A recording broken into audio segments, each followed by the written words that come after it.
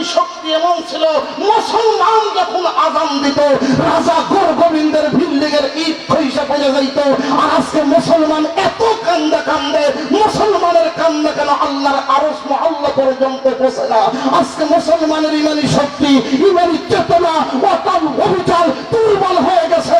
আজকে মুসলমান যদি তারেক বিন জিয়াদের মতো, হুসাইন আহমদ মাদানির মতো, মুহাম্মদ গজনবীর মতো, ওমর ফারুকের মতো, খান জাহান আলীর মতো, ইব্রাহিম বলখের মতো পাঁচজন মুসলমান বাংলার জমিন থেকে নারায়ে তাকবীর আল্লাহু আকবারের ধ্বনি দিয়ে যদি ময়দান কাঁপায় দিতে পারতেন, খোদার কসম লক্ষ্য করে দেখা যাইত এক আমেরিকা কেন লক্ষ আমেরিকা মুসলমানের পায়ে সিজদায় লুটে যেত।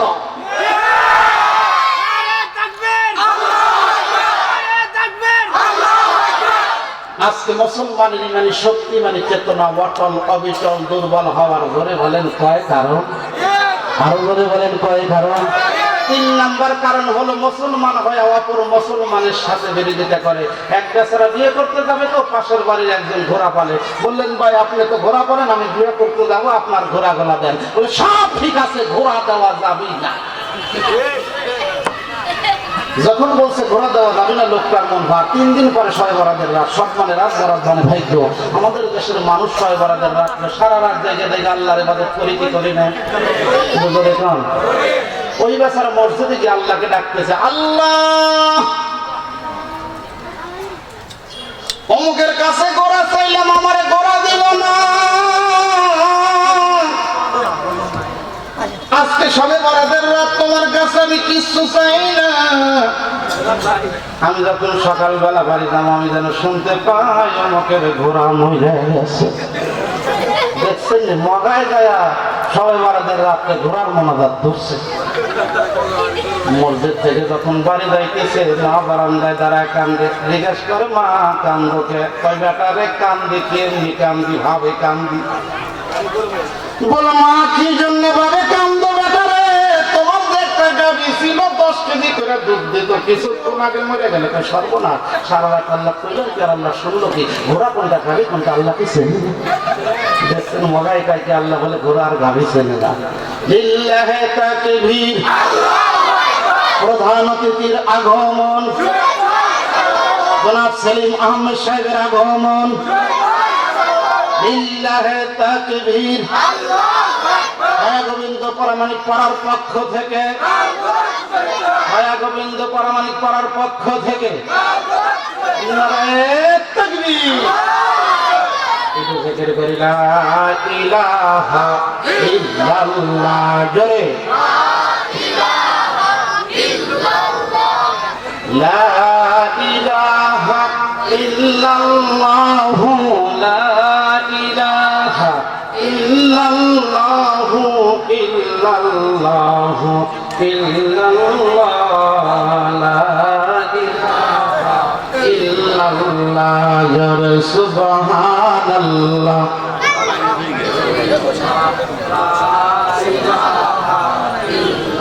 লা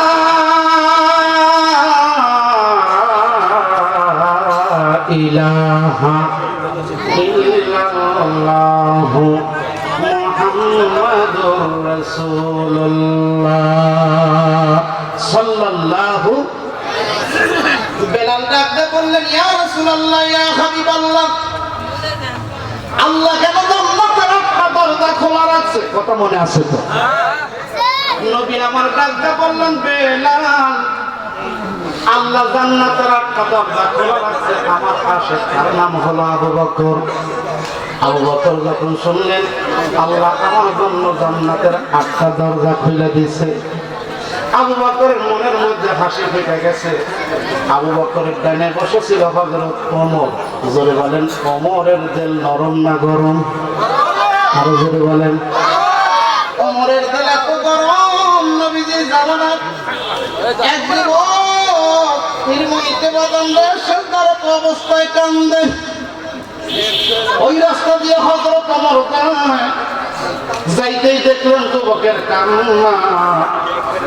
যুবকের কান্না দেখে হযরত ওমর থমকে গেলেন। ডাকতে বললেন, যুবক রে, তুমি কেন নির্মমিতে সেজদারত অবস্থায় কান্দো? আমার আল্লাহর কাছে সবচাইতে প্রিয় ব্যক্তি যে আল্লাহকে জমিনে সেজদা দেয়, জোরে বলেন ঠিক কিনা? যুবক ডাকতে বলে, আমি তোমাকে কি বলবো, তুমি জানো না আমার জীবনে এত গুনাহ করছি, আল্লাহ কি আমার এই গুনাহগুলো মাফ করবে নি? সেই জন্য আমি যুবক এই সেজদারত অবস্থায় কান্দি। বলে তাই নাকি? বলে হ্যাঁ। বলে তোমার গুনার কথাগুলা বিশ্ব নবীর দরবারে নিয়ে পৌঁছাইয়া দাও। আল্লাহর নবী জনাবে মুহাম্মদুর রাসূলুল্লাহ সাল্লাল্লাহু আলাইহি সাল্লামকে তোমার গুনার কথাগুলো বলবা। আল্লাহর নবীর কাছে আমার কে নিয়ে যাবে? হযরত ওমর বলল, যুবক রে, তোমার যদি কোনো আবদার না থাকে এই মুহূর্তেই আমি তোমারে লইয়া যাব। বলে তাহলে আর দেরি করেন না, চলেন যাই বিশ্ব নবীর দরবারে আমারে লইয়া চলেন। বিশ্ব নবী জনাবে মুহাম্মদুর রাসূলুল্লাহ সাল্লাল্লাহু আলাইহি সাল্লামের দরবারে নিয়ে চলে গেলেন। যুবক আল্লাহর নবীকে দেখে চোখের পানি বাঁধে জোর জোর করে ছেড়ে দিলেন। নবী আমার ডাক দিয়ে বললেন, যুবক রে, কি উদ্দেশ্য নিয়ে তুমি আমার দরবারে আসলা? ইয়া রাসূলুল্লাহ, ইয়া হাবিবাল্লাহ, আমি যে কত পাপ করেছি, আমার পাপের কথা স্মরণ করে আমি সেজদারত অবস্থায় কান্দি। ওমর আমারে লইয়া আপনার দরবারে আসছে। ইয়া রাসূলুল্লাহ, ইয়া হাবিবাল্লাহ, তাই আপনি যদি আমার গুনার কথাগুলো শুনতেন তাহলে আমার জন্য একটু দোয়া করলে আল্লাহ আমার গুনাহগুলো মাফ করে দিতেন। বিশ্বনবী ডাক দিয়ে বললেন, যুবক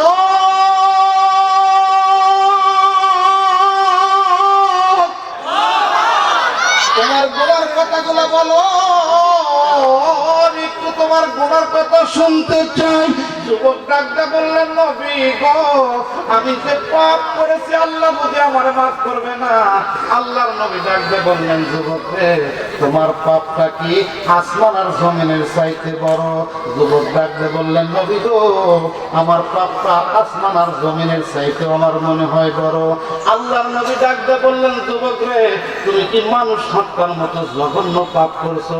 ইয়া রাসূলুল্লাহ, ইয়া হাবিবাল্লাহ, তার চাইতে আমি বড় পাপ করেছি। আল্লাহর নবী ডাকতে বললেন, তাহলে তোমার গুনার কথা স্মরণ, তোমার গুনার কথাটা আমার একটু বলো না, আমি শুনি। যুবক ডাকতে বললেন, নবী গো, এই মদিনাতে আমি থাকি, মদিনাতে আমি বসবাস করি, এই মদিনাতে আমার কোনো ব্যবসা বলতে কিছু নাই, আমার কোনো চাকরি নাই। মদিনার এই কবরস্থানে যদি কোনো যুবক অথবা যুবককে অথবা যুবতী মেয়েদেরকে অথবা বৃদ্ধ লোকজনদেরকে যখন ওই মদিনার কবরস্থানে দাফন করে যখন চলে যায়, আমি আস্তে আস্তে ওই কবরটা খুদিয়া মাইয়াতের কবর থেকে কাপড়ের কাপড় নিয়ে বাজারে বিক্রি করি, আমি জীবিকা নির্বাহ করে এইগুলা দিয়ে আমার ছেলে সন্তান নিয়ে খাই। আল্লাহর নবী ডাকতে বললেন, যুবক করে, তুমি কবিরা গুনাহ করেছো, এই কবিরা গুনাহ আল্লাহ তোমারে মাফ করবে। যুবক কান্দার ডাকতে বলে, ইয়া রাসূলুল্লাহ, ইয়া হাবিবাল্লাহ, এর চাইতে আমি বড় গুনাহ করছি। ইতিম নবী আমার ডাকতে বললেন, যুবক তাহলে বলো তুমি কি গুনাহ করেছো? গুনার কথাটা তুমি আমার একটু বলো না, আমি গুনার কথাটা তোমার কাছ থেকে একটু শুনতে চাই। বিশ্বনবী জনাবে মুহাম্মদুর রাসূলুল্লাহ সাল্লাল্লাহু আলাইহি সাল্লাম যখন বললেন, এমন টাইমে যুবক ডাকতে বললেন, নবী গো, এই মদিনাতে এমন একটা যুবতী মেয়ে ছিল, কোন যুবক তারে দেখে নাই, এই যুবতী মেয়েও অন্য কোন যুবককে দেখে নাই।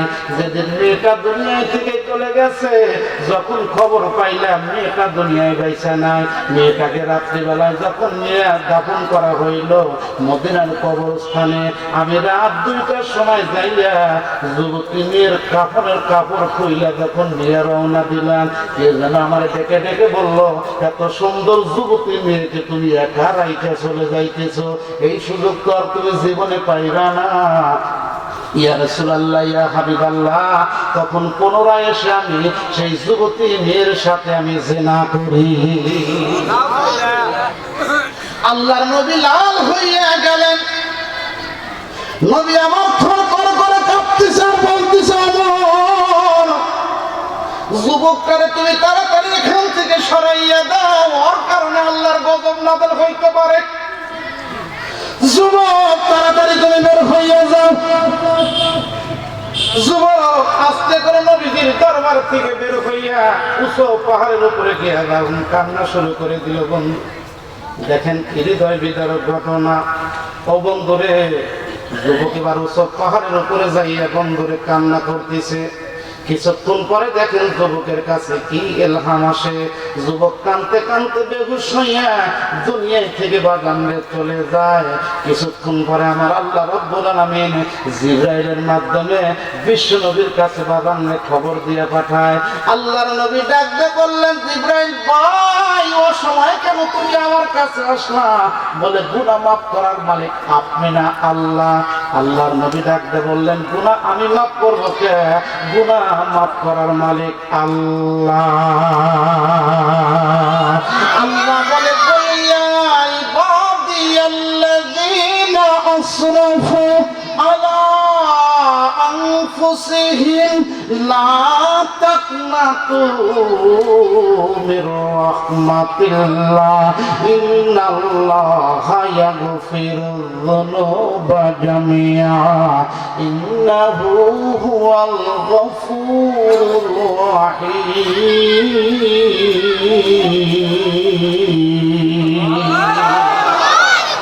গুনাহ মাফ করার মালিক কে? আরে জোরে কও। দেখেন কিছুক্ষণ পরে বাগানে কি হৃদয় বিদারক ঘটনা হইয়া যায়। সেই আবু বকরের বাগানে ডানে বসে রয়েছে হযরত ওমর। ওমরের গাল বেয়ে পানিগুলো পড়তেছে। নবী আমার আবু বকরের কথা বললেন।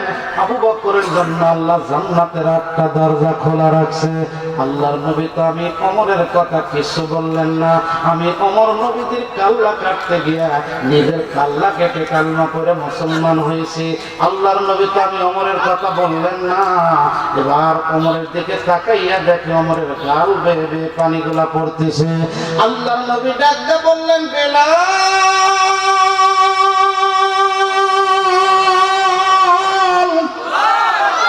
গত রাত্রে আল্লাহ বলে জান্নাত দেখাইছে, জাহান্নাম দেখাইলেন। জান্নাত আর জাহান্নাম দেখতে গিয়ে দেখলাম আল্লাহ জান্নাতের মধ্যে সুন্দর স্পেশাল 3টা ঘর বানাইছে। বেলাল ডাক দিয়ে বললেন, নবী গো, আল্লাহ কেন জান্নাতের মধ্যে সুন্দর 3টা ঘর বানাইছে? বলে, আমার একজন আশিকের জন্য। বেলাল ডাক দিয়ে বললেন, নবী গো, আশিকটার নামটা আপনি তো বলেন না, আশিকটার নাম কি? আল্লাহর নবী ডাক দিয়ে বললেন, বেলাল, আল্লাহ যার জন্য জান্নাতের মধ্যে সুন্দর 3টা ঘর বানাইছে তার নাম হলো হযরতে ওমর। সেই আমার